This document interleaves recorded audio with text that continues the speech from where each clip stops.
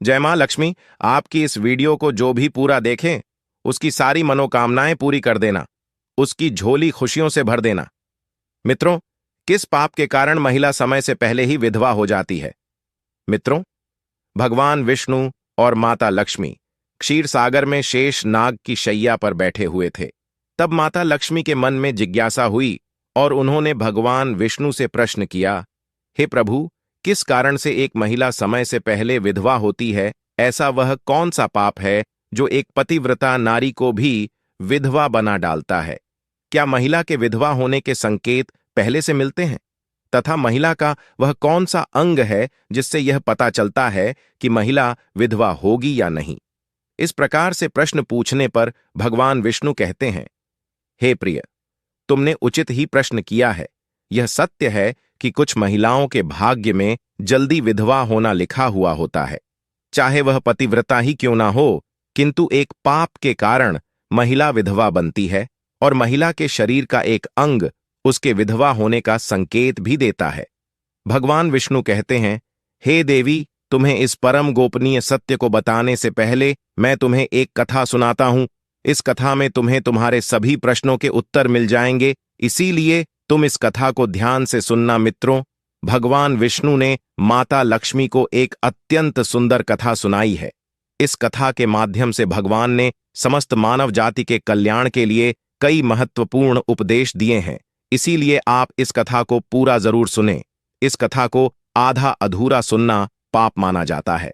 तो चलिए शुरू करते हैं। मित्रों, एक समय की बात है, मध्य देश में एक अत्यंत धनवान सेठ रहा करता था। उसका एक पुत्र और 3 पुत्रियां थीं। उसकी तीनों पुत्रियों का विवाह अच्छे और धनवान घराने में हो गया था, किंतु सेठ की एक पुत्री को दुर्भाग्य का सामना करना पड़ा। उसकी एक पुत्री विवाह के कुछ ही वर्षों के बाद विधवा हो गई और अत्यंत दुख में जीवन बिताने लगी। उस विधवा महिला का नाम था सावित्री। सावित्री अत्यंत सुंदर, गुणवान और पतिव्रता नारी थी, किंतु उसके भाग्य में जो अशुभ लिखा हुआ था वही उसके साथ घटित हो गया। सावित्री के पति ने विवाह के समय केवल सावित्री का सुंदर रूप और उसके पिता की धन संपत्ति देखी थी, जिस कारण से उसे भी जल्दी ही शरीर का त्याग करना पड़ा। बचपन से ही सावित्री के शरीर के अंगों पर उसके विधवा होने के लक्षण दिखाई दे रहे थे, लेकिन किसी ने उस पर ध्यान नहीं दिया था। सावित्री के पिछले जन्म के कर्मों के कारण उसे इस जन्म में विधवा होना पड़ा था। भगवान विष्णु कहते हैं, हे देवी, अब मैं तुम्हें सावित्री के पूर्व जन्म की कहानी सुनाता हूं, उसे तुम ध्यान से सुनो। सावित्री का पिछले जन्म में एक ब्राह्मण के घर पर जन्म हुआ था। उसका नाम था गायत्री। वह ब्राह्मण राजा को अत्यंत प्रिय था, जिस कारण से ब्राह्मण का घर धन धान्य से भरा हुआ था। उसके पास बहुत सारी धन संपत्ति थी, जिससे ब्राह्मण बहुत ही उन्मत्त और गर्विष्ठ बन गया था। वह ब्राह्मण अपनी पुत्री गायत्री से बहुत प्रेम करता था, क्योंकि वह उसकी एकलौती पुत्री थी। गायत्री बहुत ही सुंदर थी और पिता के लाड़ प्यार से वह भी बिगड़ चुकी थी। उसके पिता इच्छा को पूर्ण करते थे, उसे कभी किसी चीज की कमी नहीं पड़ने दी। गायत्री ने अपने जीवन में कभी दुख नहीं देखा था और उसे अपनी सुंदरता पर भी अत्यधिक घमंड था। फिर जब गायत्री जवान हुई तो उसके पिता ने उसका विवाह करने का सोचा, लेकिन उसकी एक शर्त थी कि जो भी गायत्री से विवाह करेगा वह उसके साथ उसके पिता के घर में रहेगा, अर्थात घर जमाई बनकर रहेगा। ब्राह्मण ने अपने सभी रिश्तेदारों को यह बात बता दी और चारों तरफ यह बात फैल गई। कई विद्वान और ज्ञानी पंडित गायत्री के घर पर उसे देखने के लिए आ गए, लेकिन गायत्री ने किसी को भी पसंद नहीं किया। गायत्री ने कई विद्वान ब्राह्मणों को अपमानित करके घर से बाहर निकाल दिया। फिर एक दिन एक अत्यंत सुंदर ब्राह्मण भिक्षा मांगने के लिए गायत्री के घर पर आया, जिसे देखकर गायत्री उस पर मोहित हो गई और अपने पिता से कहने लगी कि वह उसी भिखारी ब्राह्मण से विवाह करेगी। यह सुनकर गायत्री के पिता ने भी स्वीकृति दे दी और उस भिक्षुक ब्राह्मण को गायत्री से विवाह करने के लिए पूछा, तो उस भिक्षुक ब्राह्मण ने भी हां कर दिया और फिर गायत्री और उस ब्राह्मण का विवाह संपन्न हुआ। गायत्री विवाह के समय बहुत प्रसन्न थी, उसे उसका मनपसंद जोड़ीदार मिल चुका था। विवाह के बाद कुछ दिनों तक गायत्री अपने पति के साथ बड़े प्रेम से रहने लगी और उसकी सेवा करने लगी। लेकिन कुछ ही दिन बीतने के बाद गायत्री ने अपना असली रंग दिखाना शुरू कर दिया। गायत्री अपने पति को नौकर की तरह समझने लगी।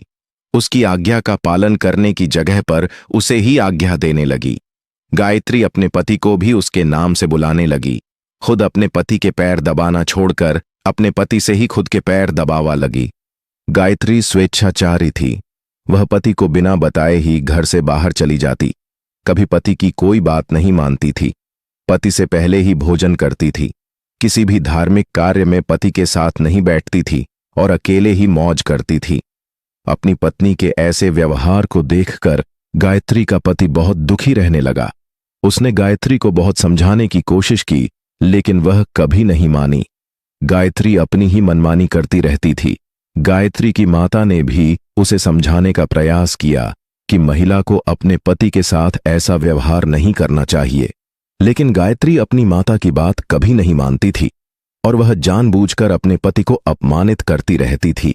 दिन रात पति की बुराई करना, उसे अपशब्द कहना, उसे नाम लेकर बुलाना आदि प्रकार के निंद कार्य वह रोज करती थी। गायत्री का पति भी उससे बहुत परेशान हो गया था। फिर एक दिन उसने बहुत विचार किया और गायत्री को छोड़कर जाने का निश्चय किया। गायत्री का पति बिना किसी को बताए ही अपने घर को छोड़कर चला गया। उसने गायत्री का त्याग कर दिया और वन में जाकर तपस्या करने लगा, क्योंकि शास्त्र यही कहते हैं कि बुद्धिमान मनुष्य को दुष्ट और स्वेच्छाचारी पत्नी का त्याग कर देना चाहिए, अन्यथा वह भी उसके पाप का भागीदार बनता है। गायत्री का पति वन में जाकर तपस्या करने लगा। गायत्री ने भी अपने पति को खोजने की कोशिश नहीं की और बड़े मौज से अपने ही घर में रहने लगी। गायत्री की माता ने उसे बहुत समझाया कि वह अपने पति से विनती करके उसे वापस घर पर लेकर आए, लेकिन गायत्री कहती, जाने दो माता, वैसे भी मेरा भिख मंगा पति किसी काम का नहीं है। उससे विवाह करके मैंने उस पर उपकार ही किया था, लेकिन वह मूर्ख मुझे ही छोड़कर चला गया है। ऐसे मूर्ख पति के साथ रहने से अच्छा है मैं अकेली ही रह लूं। मैं इतनी सुंदर हूं कि कोई भी पुरुष मुझसे विवाह कर लेगा। गायत्री की ऐसी बातें सुनकर उसकी माता भी दुखी रहने लगी। उधर गायत्री का पति ध्यान मग्न होकर तपस्या करने लगा और सांसारिक बंधनों से मुक्त होकर ईश्वर की भक्ति में लगा रहा। फिर कुछ दिनों बाद गायत्री के पिता के साथ अशुभ घटना घटी। उसे राजमहल में चोरी करते हुए सिपाही ने पकड़ लिया और राजा को इसकी खबर दी। राजा उस पर बहुत क्रोधित हुए और उसका सारा धन संपत्ति छीनकर उसे कारागृह में डाल दिया। सब कुछ छीन जाने के कारण गायत्री बहुत गरीब हो गई। उसकी माता और गायत्री अब दूसरों के घर पर काम करने के लिए जाने लगे। गायत्री के पिता तो कारागृह में बंद थे, तो उसे और उसकी माता को सारा काम करना पड़ रहा था। तब गायत्री को अकेलापन सताने लगा। घर में कोई पुरुष नहीं था, इसीलिए उनकी सहायता के लिए भी कोई नहीं था। अब गायत्री को अपने पति की याद आने लगी, लेकिन गायत्री का पति तो वन में सन्यासी बनकर बैठा था। फिर गायत्री अपने पति को ढूंढने के लिए वन में चली गई, लेकिन उसे उसका पति कहीं पर भी नहीं मिला। वह वन में हर तरफ घूमने लगी, लेकिन उसे उसका पति नहीं मिला। फिर वह एक जगह पर विश्राम करने बैठी तो अचानक उस स्थान पर एक शेर आ गया और उसने गायत्री पर हमला कर दिया और उसी क्षण गायत्री के प्राण चले गए। मृत्यु के बाद 2 यमदूत गायत्री को घसीटते हुए यमलोक ले गए। यमलोक में जब गायत्री यमराज के सामने जा पहुंची तो यमराज ने उसके पाप और पुण्य का मूल्यांकन किया। यमराज कहने लगे, यह तो अत्यंत पापी महिला है। इसने कभी अपने पति का सम्मान नहीं किया। इसने बार बार केवल अपने पति का अपमान ही किया है। यह उसका नाम लेकर बुलाती थी और अपने पति के साथ नौकर की तरह व्यवहार करती थी। ऐसी दुष्ट महिला को तो नरक में भेजना चाहिए। फिर गायत्री नरक में चली गई। अनेक वर्षों तक नरक में सजा भुगतने के बाद गायत्री को अपने पूर्व जन्म के कर्मों का प्रायश्चित करने के लिए फिर से मनुष्य जन्म प्राप्त हुआ। जो पाप गायत्री ने किए थे, उसी पाप के कारण गायत्री के शरीर पर विधवा होने के लक्षण प्रकट हुए थे। भगवान विष्णु कहते हैं, हे देवी, अब मैं तुम्हें उन चिन्हों के बारे में बताता हूं।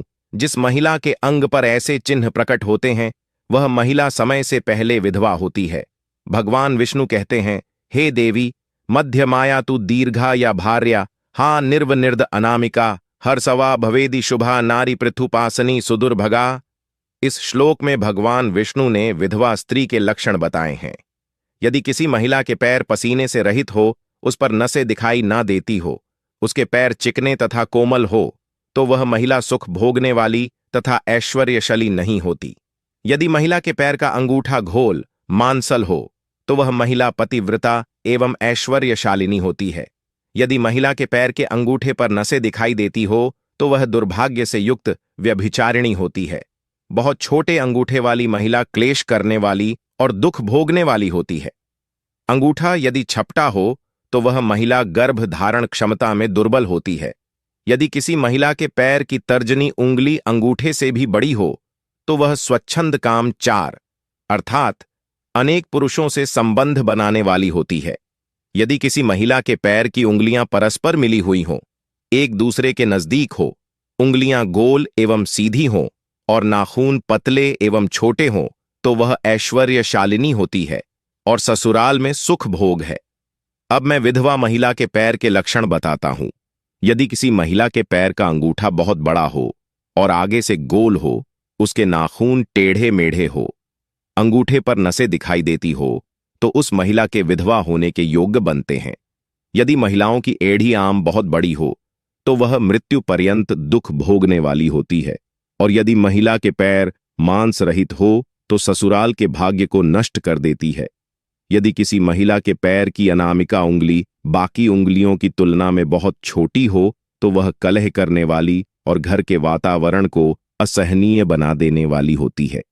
यदि किसी महिला के पैर की मध्यमा उंगली अर्थात बीच की उंगली ज्यादा लंबी हो, तो वह विवाह के लिए अयोग्य होती है।